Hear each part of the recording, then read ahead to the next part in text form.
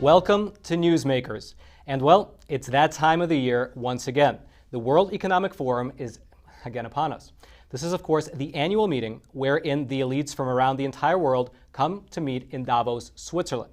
Now, of course, you know Switzerland, the country that is 95% ethnically homogenous, the country with strict immigration laws, the country with one of the highest gun ownership rates in the entire world, the country that has refused to join all these different global alliances like the EU and NATO. That's the country that global elite decide to go to every single year in order to discuss their general agenda, which typically and ironically involves making sure that other countries around the world are nothing like Switzerland.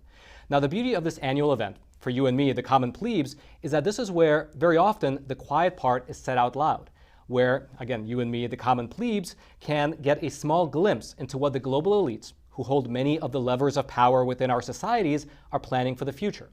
Now, several of the previous years, we've gotten quite a few interesting tidbits on what these plans actually look like.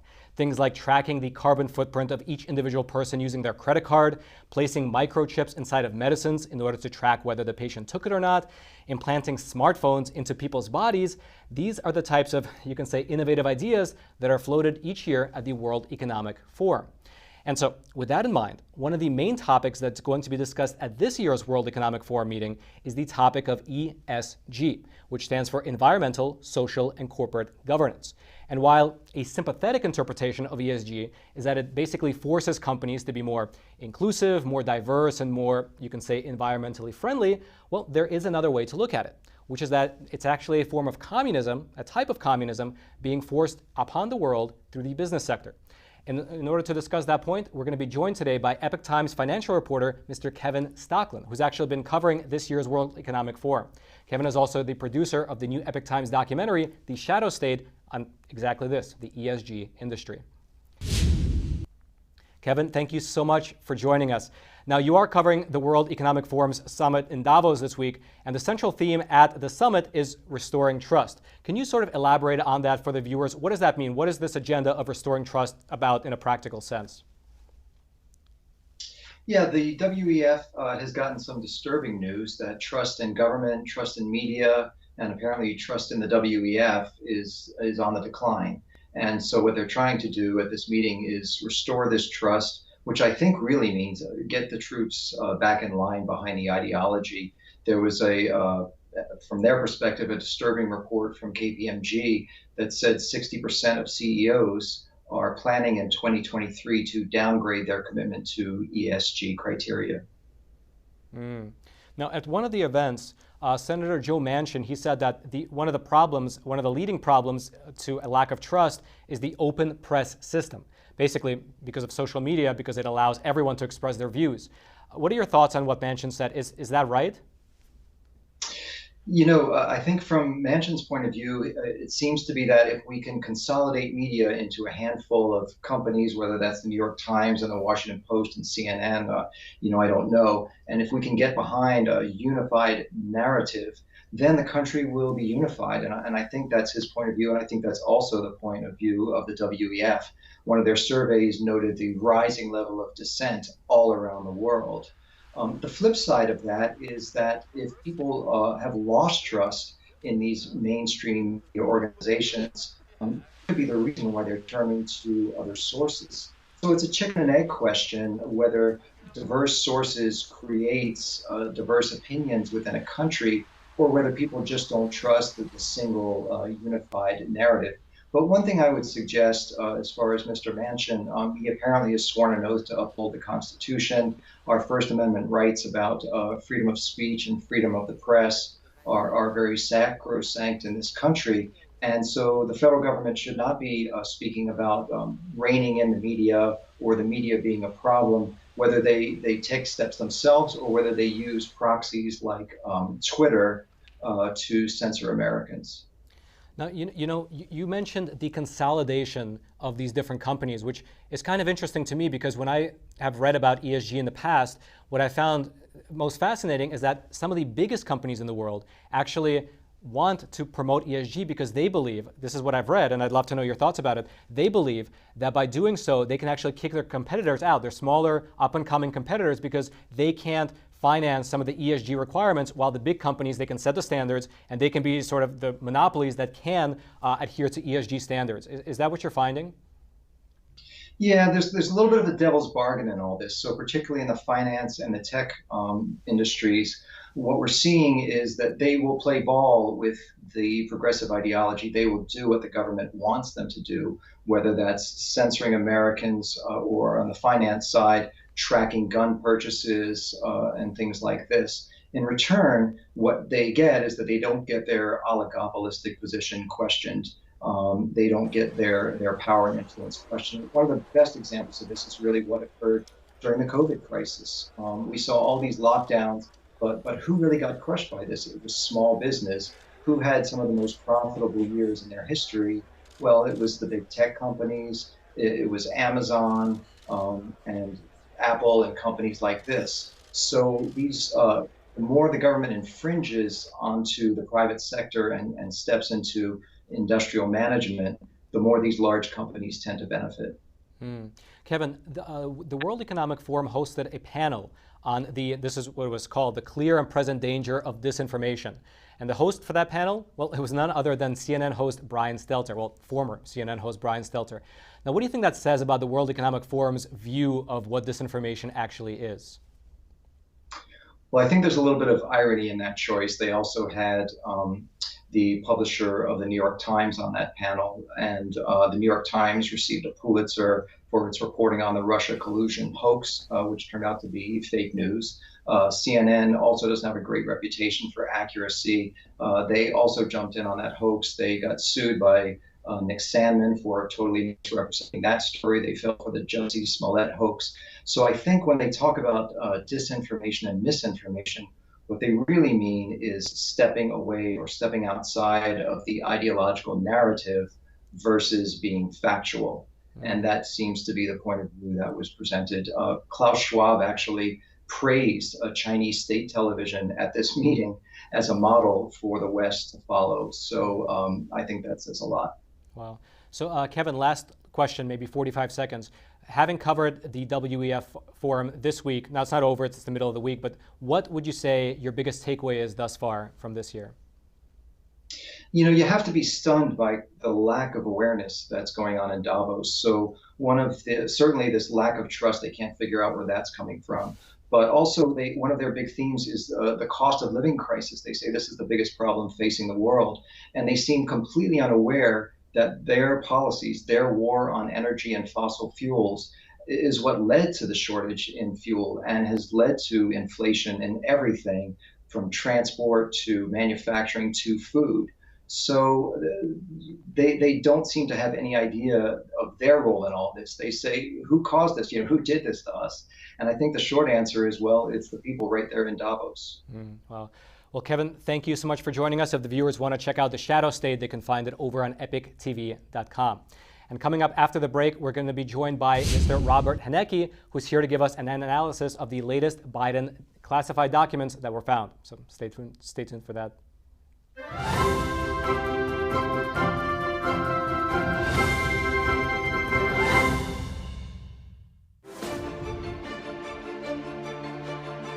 Everything that's reported on television isn't always true, but it should be. NTD, the power of truth.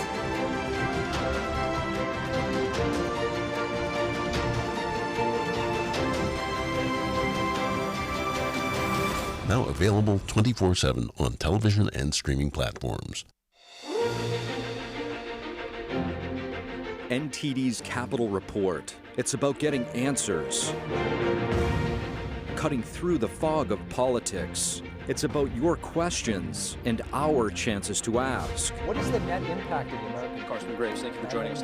We're speaking to those in power to find out what does this mean for the people. We're here so you are in the know. Navigating a world of economic madness, you need to have the right guide. What did today's decisions mean for your tomorrow? We ask why. What's the alternative? Uncover the deeper reasons and the hidden influences, and highlight the real opportunities for profit. At Entity Business, we connect the dots for you. Good evening. Thanks for joining us. My pleasure. At The Nation Speaks, we don't just scratch the surface. We want to go wide and deep. Our viewers come away with a much richer understanding of the issues of the day. We really make a big effort to bring on different voices onto the show. We don't just talk to experts and newsmakers, which of course are extremely important, but we also want to hear from the American people. So the people who are impacted by the policies and issues that we're talking about, because what they have to say is just as important to the national conversation.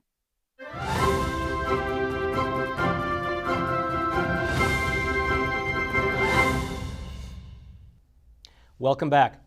Well, at first there was one, then there were two, and now we're up to 4 batches of classified documents that President Biden allegedly stored when he was vice president.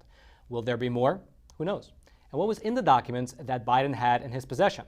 We're hearing that some of the documents were classified as TS-SCI, meaning that they were well beyond top secret. And did Hunter Biden, Joe Biden's son, have access to these documents? Do they relate to his work in Ukraine? We're hearing some reports that some of these documents had information about Ukraine in them. What does that mean? Why did the senior Biden, meaning Joe Biden, have them in the first place? Why did he not turn them over years ago? Because he hasn't been vice president now for well over 6 years. The documents were found before the midterm election. Why were we only hearing about them now, well after the new year and well after the actual election itself? Suffice it to say, there are many questions, and at present, well, not many answers.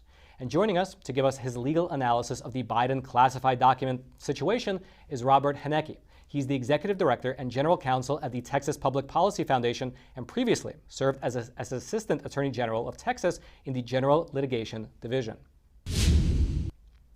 Robert, thank you so much for joining us. So we're hearing that there are at least 4 different batches of classified documents that Joe Biden had from when he was vice president under Barack Obama. So what are the legal implications of this for Mr. Joe Biden?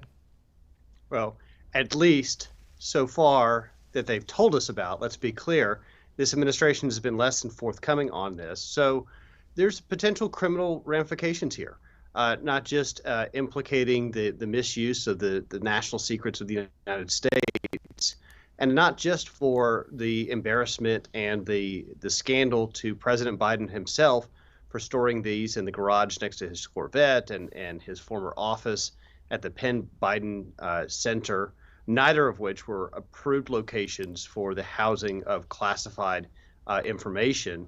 Well, we also need to know the chain of custody that traces these documents back to their origin during the Obama-Biden White House at the end of 2016, who authorized their transfer outside of secure custody, who's been in possession of them, how did they get from point A in the White House to point B in the Biden garage, and who is every single individual that had access to them or transported them in between.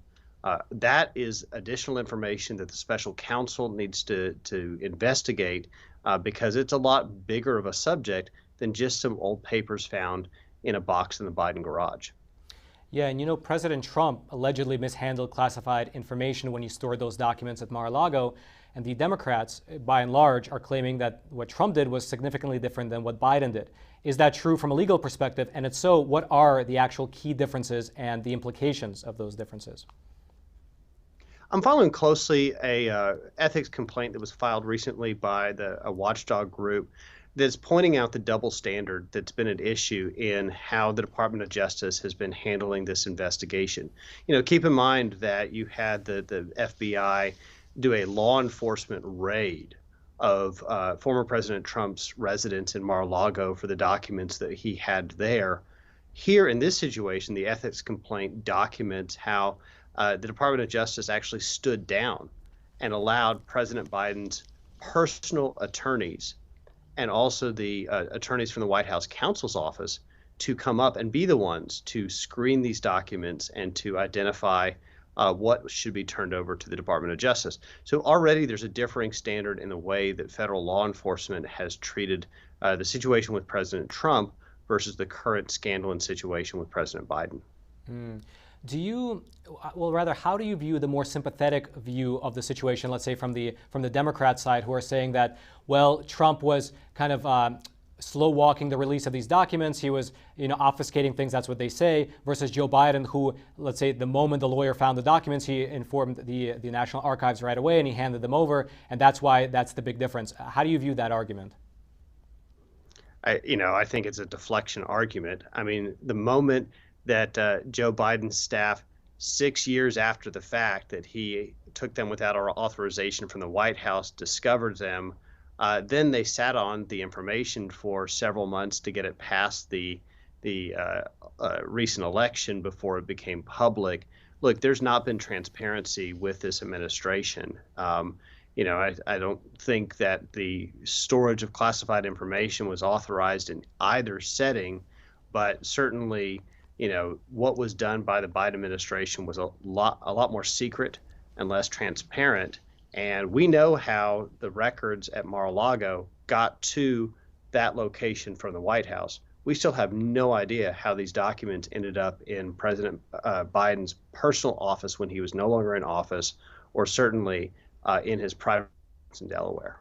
Yeah, and one I think important aspect of the case is that these particular classified documents that were recently found are from when Joe Biden was the vice president and didn't actually have the power to declassify them. But last week, we heard from Jenna Ellis, who is a constitutional attorney, and many people know her, that the president can delegate some of that power to others, let's say the vice president. Do you think that's what happened here? And let's say, if you think so, why or why not? Important questions need to be answered. I mean, and that's what I'm also noting in the lack of transparency from the White House press secretary. She has claimed up until now that she cannot comment on the case because the Department of Justice has instructed the White House not to do so. DOJ today came out and issued a statement saying that's not the case. We haven't told the White House not to speak on this at all. So the statement by the president that he didn't know those documents were there and he was surprised is not a justification, an answer, or an excuse for how they got there. And right now, the American public remains in the dark about the details that led to the placement of these documents, I think illegally, in the locations where they were discovered. We really don't know anything, and the non-answers from the White House are not providing any additional clarity.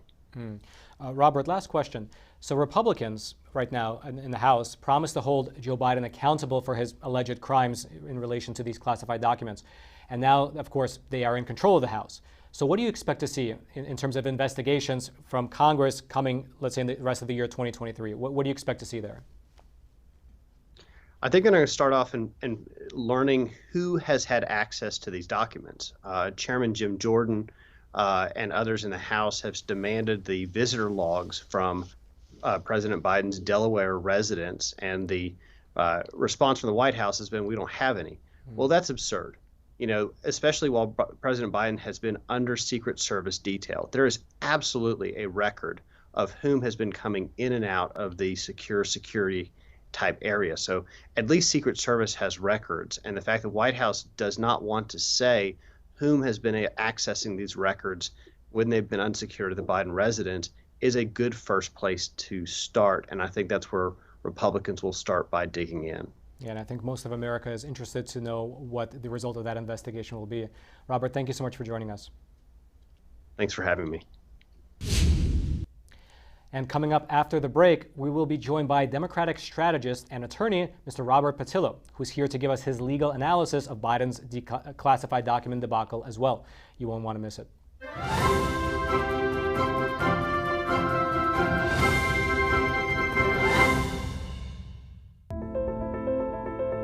Good evening. Thanks for joining us. There's reporting that can be trusted. There are programs that can inspire every generation. There is a television network worth watching and sharing.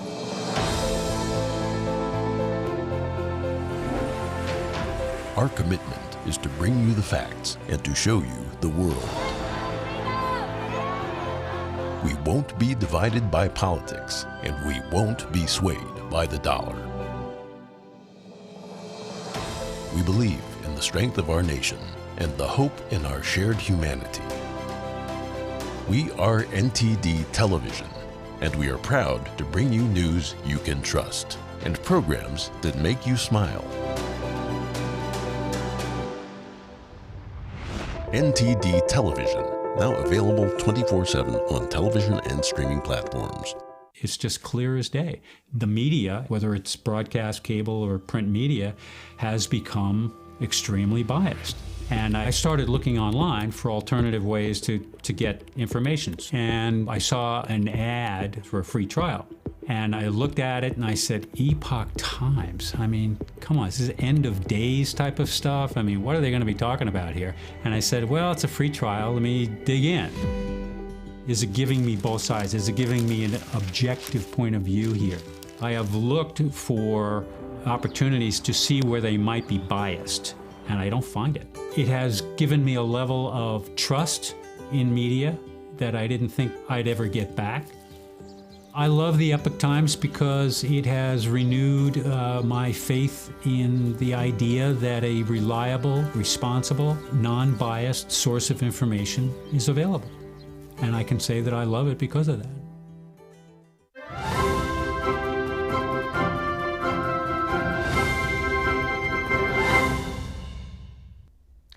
As we discussed with our last guest right before the break, President Joe Biden stands accused of the same crime for which he condemned President Trump just last year. You might remember how Joe Biden went on 60 Minutes, and when he was asked about Trump's alleged mishandling of classified documents, he stated, and this is a quote, "How could that possibly happen? How could anyone be that irresponsible?" Biden then noted that Trump was, quote, "totally irresponsible in his handling of classified documents." Now, of course, just last week it was revealed that he had a similar situation with classified documents being found in his private office and later in his home. And so the question on everyone's mind is, what does this all mean for President Biden? Now, Republicans at the moment control the House, and they've already said that they plan to investigate. Joining us now to discuss all this and more is Democratic strategist and civil rights attorney, Mr. Robert Patillo. Robert, such a pleasure to have you on this evening. So first off, let's say from a very kind of broad view, what is your general legal analysis on Biden's classified document situation? Well, I think this is going to be very much a we see situation.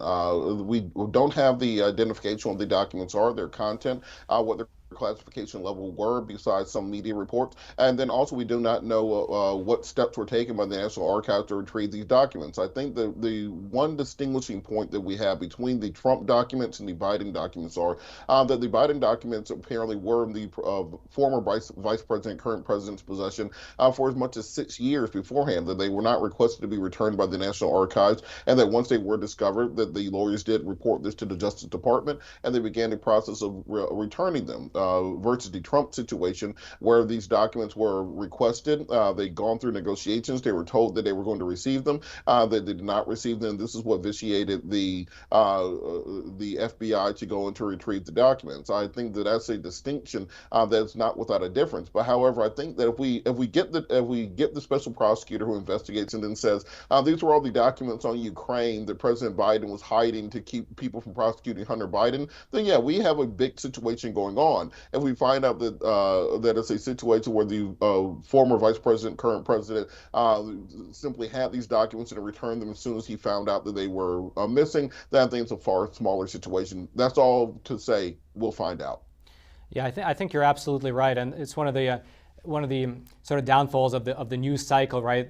We have such limited data, and then we have to make assumptions. But let me ask you, like, in terms of what we do know, based on just the information that we know, what is your legal opinion? What are the critical differences, again, just based on what we know, between Biden's mishandling of classified documents and Trump and his way of handling them? Well, the biggest difference primarily is what happened when you became aware that you had the documents that were not supposed to be in your possession. According to the Biden team, as soon as they found out about the documents at the think tank, they reported it to the Department of Justice, and they began the process of turning the documents over. They then voluntarily began searching the president's private residence in Delaware, at which point more documents were discovered and they were turned over. They voluntarily reported this to the DOJ, who then appointed special counsel. This will be in opposition addition to Trump documents, where until today, the former President Trump still maintains that he has the right to have these documents, that they were raided from his house, that they had lawyers on multiple occasions make misrepresentations and false statements to investigators, and this is what vitiated the quote-unquote raid on Mar-a-Lago. Now, when it comes to a legal question, there are many documents in the federal government where they are or there's no mens rea, there's no mental aspect required. If you have these documents in your possession, you have violated federal law. That is going to be something that's investigated by the special prosecutor.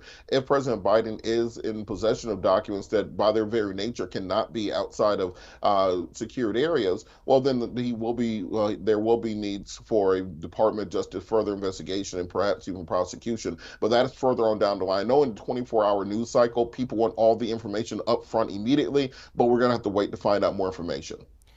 Robert, let me ask you, so I can kind of see both sides of it, wherein in terms of Trump, he held on to the documents knowingly, and of course it seems like he was slow walking their discussions with the National Archives, but on the flip side, they seemed to be in a locked room where there were visitor logs, there was cameras everywhere, there was security posted, whereas on the flip side with President Biden, it seems like he maybe he didn't, maybe he likewise didn't have the authority to take them. But on the flip side, it seems like there was he returned them as soon as he got them. So that's different from Trump. But on the flip side, it appears that there were no visitor logs to his home. So my question to you is, does it matter? Is the legal question, how did the documents come into the possession and whether that was legal or not, and what happened once they're in the possession? It sort of almost doesn't matter to the question of legality. Is that the case? Exactly, because it doesn't matter what private security measures you have in place. That is not the same as the documents being in the possession where they're supposed to be taken care of in a secure area. Anybody who's lived in Washington, D.C. knows that there are foreign agents in every single room that you walk into. I don't care if you're at Starbucks. I don't care if you're at the movie theater. These people are waiting to get a hold of these documents. So this idea that you'll keep them in your garage next to your Corvette, no, you can't do that. This idea you'll keep them at your resort in Mar-a-Lago next to the omelet bar, no, you can't do that either. So I think that we should have a bipartisan committee on this to find out why the hell so many of our classified and top secret documents are just walking out of the White House and where else these documents could go. Because if there's a few hundred in Mar-a-Lago and a couple dozen in Delaware, who knows where the rest of them are at? And I think that that's the place where we can have bipartisan oversight to create new policies to stop this from happening. So, Robert, last question. I think what you said is spot on. So last question. So in general, and of course it goes both ways, but in general, Democrats are very quick to attack Trump basically no matter what happens. And of course, on the flip side, Republicans are quick to attack Biden almost no matter what happens. And so obviously politics is playing a big role in Washington, and especially in these two cases. And so how can we ensure there will be proper accountability without making this like a political theater? Do you see this happening? This will absolutely be political theater. Let's not kid ourselves on that. But what I do think can be done is the establishment of a bipartisan committee, either in the House of Representatives or in the Senate, where instead of simply launching these soundbite-ish witch hunts that the January 6th committee turned into or that the Benghazi hearings turned into, actually getting some national security experts in to find out what can be done to better collate and track our secure documents. I think most of us just assumed these things were, had GPS trackers on them or they were heavily secured and monitored. No, apparently if you put them in your briefcase and walk out the door, nobody ever sees them again. I think that you can have a bipartisan committee put in place that will create recommendations that can stop this happening going forward. And that might be one of the few places we can get agreement in Washington. Yeah, I completely agree with you. Robert, thank you so much for joining our show and sharing your expertise. Thanks, anytime. And coming up after the break, we'll be joined by Mr. Matthew Peterson, the co-founder of The New Founding. He's here to help us shed some light on all the crazy revelations in the new Twitter files.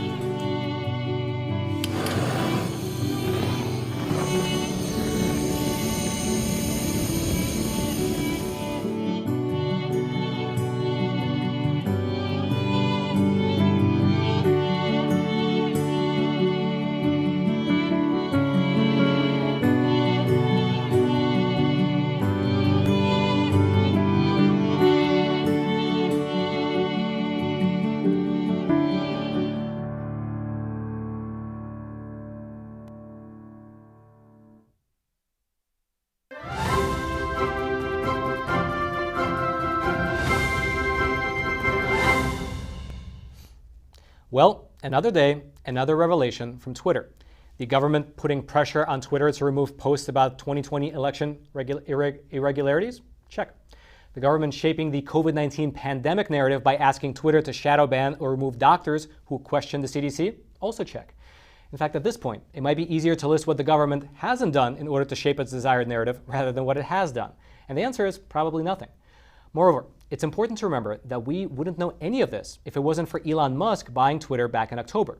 His takeover of that social media giant gave us definitive proof of the government working with social media companies to censor Americans. But as more and more comes out, people wonder just how deep this rabbit hole actually goes. And in order to help make sense of all these crazy revelations, we here at the Epoch Times, we actually made a helpful infographic detailing all the latest Twitter files and what they reveal. If you want to check out that infographic, it's a shameless plug, you can go to www.theepochtimes.com. But right now, joining us to help make even more sense of this matter is the co-founder of The New Founding, an organization that helps protect people and organizations from big tech, Mr. Matthew Peterson. Matthew, thank you so much for joining us. Now, in October, Elon Musk took over Twitter and fired about half of its staff. And then sometime around that same time, he also decided that Twitter needed to come clean about its past behavior prior to the takeover. Now, there have been some genuinely wild revelations thanks to those Twitter files. Can you walk us through some of them? What are some of the wildest revelations and what do they mean?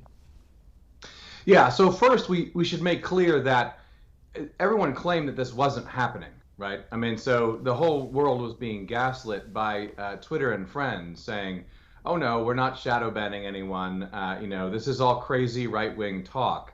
And what the Twitter files have done is give conclusive, definitive proof of what was actually going on.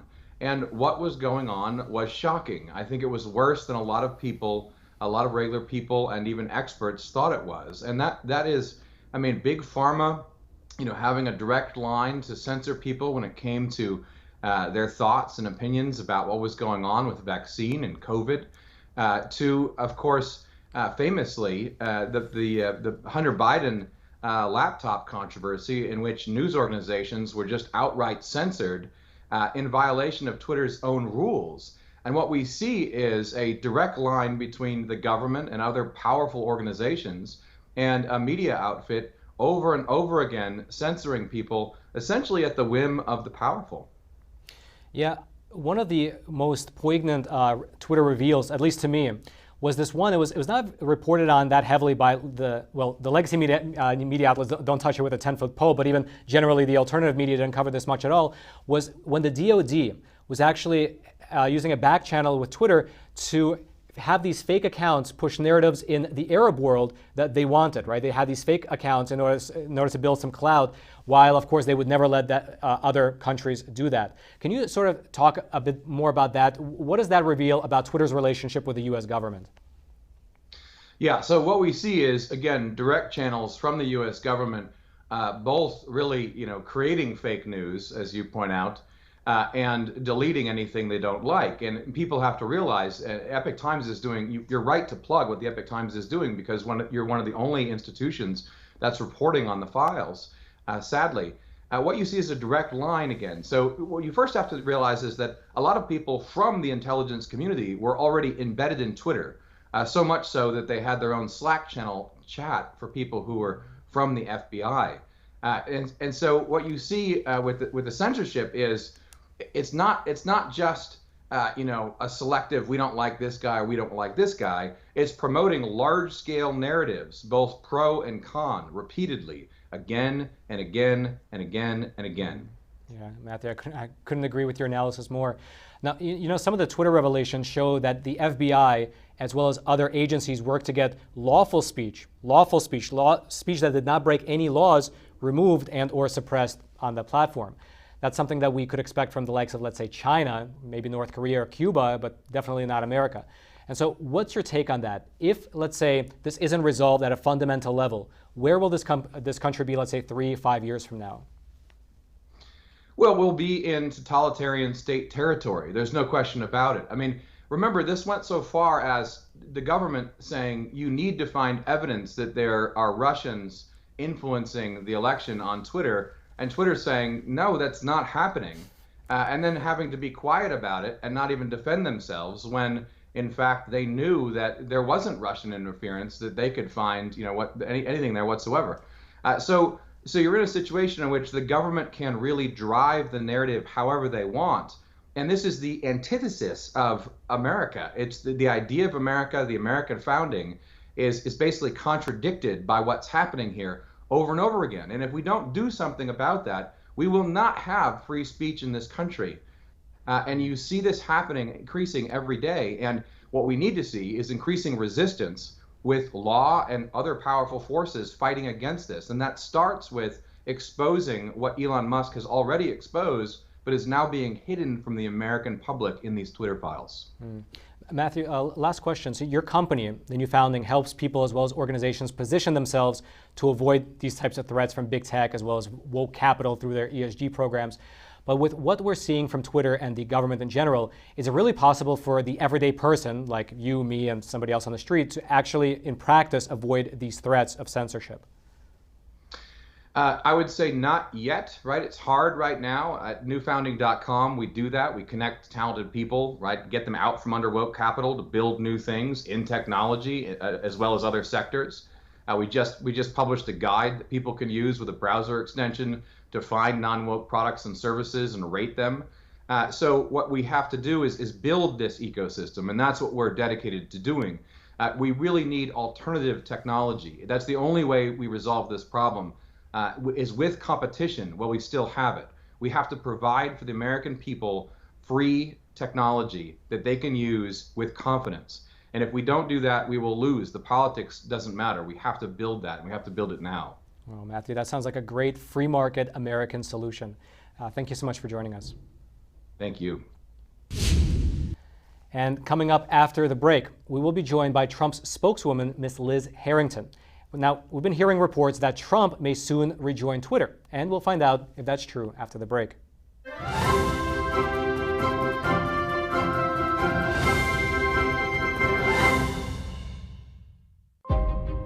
The lasting beauty of realistic oil painting. Brilliant, expressive, and inspirational. The 6th NTD International Figure Painting Competition. Guided by pure authenticity, beauty, and goodness, invites you to join us on a journey back to traditional art. The Gold Award is $10,000. For more details, please visit oilpainting.ntdtv.com. Freedom is not free, and neither is the truth. In order to bring you the facts, our reporters are out there on the front lines getting the true story. Some of them served 10 years of prison in China.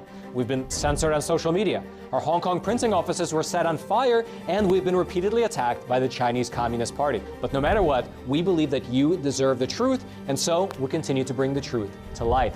Head on over to getepic.com and try honest journalism that is based in truth and tradition. We'd love to have you on board. NTD's Capital Report. It's about getting answers. Cutting through the fog of politics. It's about your questions and our chances to ask. What is the net impact of the American? Congressman Graves, thank you for joining us. We're speaking to those in power to find out what does this mean for the people. We're here so you are in the know.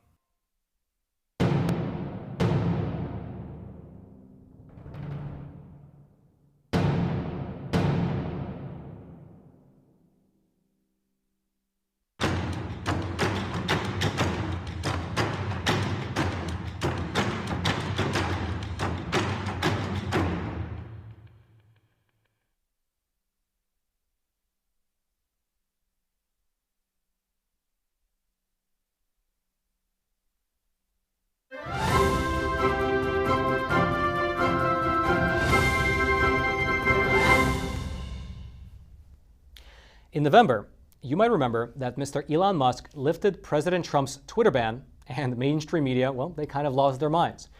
But despite the outrage and cries that democracy was ending with Trump's ban lifted, well, Trump has actually thus far declined to return to the platform as of yet. Instead, he said that he's focused on his own platform, which is of course called Truth Social. But as Trump gears up for another run at the White House for the presidential race in 2024, his abstinence from Twitter might actually be coming to an end. In reaction to the news that President Trump might be planning a Twitter return, well, Elon Musk tweeted the following just earlier today, quote, "Will be interesting to see how the Biden administration reacts to this. They may try to weaponize federal agencies against Twitter." I guess anything's possible at this point. Plus, we're also hearing reports that Trump wants to be back on Facebook as well. Apparently, again, this is from anonymously sourced reporting, his campaign sent a letter to Meta, Facebook's parent company, saying that Trump's ban was, quote, "dramatically distorted and inhibited the public discourse." And joining us to discuss this and much more is Ms. Liz Harrington, President Trump's spokeswoman. Liz, thank you so much for joining us. So the big question that's on everyone's mind is, of course, after Elon Musk lifted Trump's Twitter ban, Trump said that he was going to stay on Truth Social. But today we've been hearing reports that he's planning to rejoin the land of tweets. Is that true?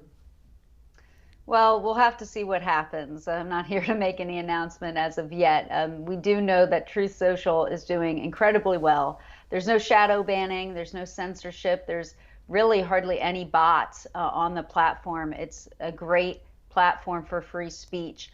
But we will see if he's going to return to Twitter and use it as an asset for the campaign. I think it's very clear that what these big tech companies, and with Elon Musk buying Twitter and exposing this collusion with the federal government and these big tech giants, is that our First Amendment has been under attack. And that's something that's so unacceptable. So I think the more speech, the better. President Trump's already laid out his plan to curb this censorship regime, which is exactly what it is. And he's going to be continuing to make steps to end that as well. That would be wonderful. Liz, I have a question for you. In your internal discussions within the team, do you ever discuss maybe the potential problem that, let's say, if something is truthed out by President Trump on Truth Social, of course, it is reported by the legacy news outlets. They, whether they like it or not, they have to follow him there to see what he's doing, and then they report on anything. And of course, it is shared on the other platforms by Trump supporters who happen to have a Truth Social account. But those people are generally talking to their own audiences, which tend to already be Trump supporters. Is there any discussion about, let's say, rejoining Twitter for the purpose of reaching a mass audience that might not, let's say, follow somebody who's already following Trump, or not have the legacy media sort of filter down what he says on Truth? Well, I think that's what President Trump has kind of been talking about for some time, right? We can't have, a First Amendment if, half the country is not able to speak freely. And it's even more so than that. It's not even a right or left issue. It's an issue with all types of censorship on all type of viewpoints that, are deemed inappropriate by the censorship regime. So that is very unhealthy for a constitutional republic. It violates our constitutional rights. So I think the more platforms, the better, the more open and free they are. And it is important to reach masses of audiences. I mean, nobody has done it better than President Trump in the way he's skillfully used not just Twitter, but now launching Truth Social, which has been really such a success and important platform to have more voices involved. So that will certainly continue.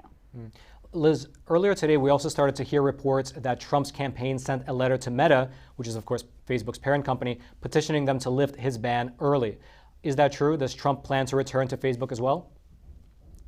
Well, I think we want a lot of options on the table, and also to put everyone on notice that, again, this is in violation of fundamental constitutional rights. I mean, you're talking about removing the sitting president of the United States, silencing him and millions of his followers. That's what Facebook did. That's what Twitter did. That's what Instagram, all the YouTube. And I think it's important that we broaden this conversation, because Twitter gets a lot of the attention because Elon Musk bought it, and there has been the Twitter files, and that's been a great thing. However, what's been missing from the conversation is what Facebook has done, which largely has a lot more users than Twitter does. Has more power, especially with Instagram. YouTube, owned by Google, they do the same illegal censorship that these other tech companies have been engaging in with the government. So it's very important that we free these up. And I think it's one tactic for us to be engaging and making sure that these are free platforms if we want to have a free country. Liz, I wanted to shift gears a little bit. Earlier today, President Trump vowed to ban Chinese investment in U.S. farmland if he retakes the White House. Can you talk a bit more about that? Absolutely. This is a very critical conversation and platform that President Trump put out today that largely has been ignored by many politicians in Washington. We're excited to see a new committee to investigate China out of the Republican-led House, but President Trump is really leading the way, as he did during his first term, against the Chinese Communist Party. And what he laid out here is a total ban on allowing China to buy up our critical infrastructure. They have over 200,000 acres of our farmland. The Biden regime has been selling off our strategic petroleum reserve to allies in the Chinese Communist Party, likely enriching the Biden crime family itself. And we really need a ban also on China's ability to buy up politicians, which has been clearly evident with this classified documents scandal in the Penn Biden Center, which is funded, bankrolled by the CCP. So this is part of President Trump's strong stance in taking on the Chinese Communist Party, not only that he did in his first term, but what he will do when he returns to the White House. And it needs more attention, and he, once again, is leading the way on this. Liz, last question, just 20 seconds. In addition to the farmland issue, will Trump also change his approach to both China and the Chinese Communist Party if he becomes president again? And if so, what will the approach be? That's kind of a big question for 20 seconds, but do you have an answer? No, it'll be more of what he did, but really I think what we saw after they unleashed the China virus on the world, playtime is over. He's not going to be even really, I think, negotiating like he did with the trade deal, which was a great deal for the United States. But now we all know the threat they face, and he is going to really be ramping up the pressure. We know that they're our number one strategic threat, and he's the man to do it. Liz, thank you so much for joining us. You bet. And coming up after the break, we will be joined by General Robert Spalding, who will be here to discuss China buying up America's farmland, exactly what we discussed in the previous segment, as well as what Trump will do if he retakes the White House. So stay tuned.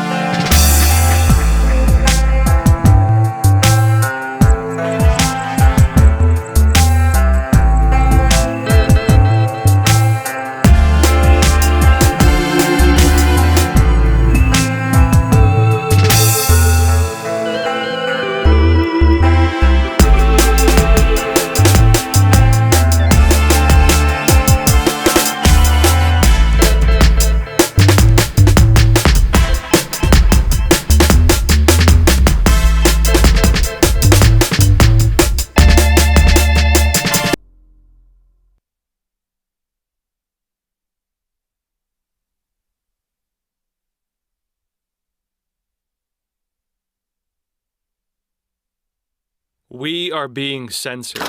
America's news outlets no longer provide the truth. 90% of news outlets in the United States are controlled by 6 corporations. They're not out to tell you the truth of what's happening. They're out to tell you the picture of the world that they represent. The Epoch Times is independent. We're not controlled by any special interest, and we never will be. This is a battle between truth and deceit. A battle between forces that would ensnare this country in ignorance and between a media that wants to present you with the truth. Subscribe today to our digital edition at theepochtimes.com and join the Americans who are seeking truth and tradition. Read the difference on all your devices. We'd love to have you on board.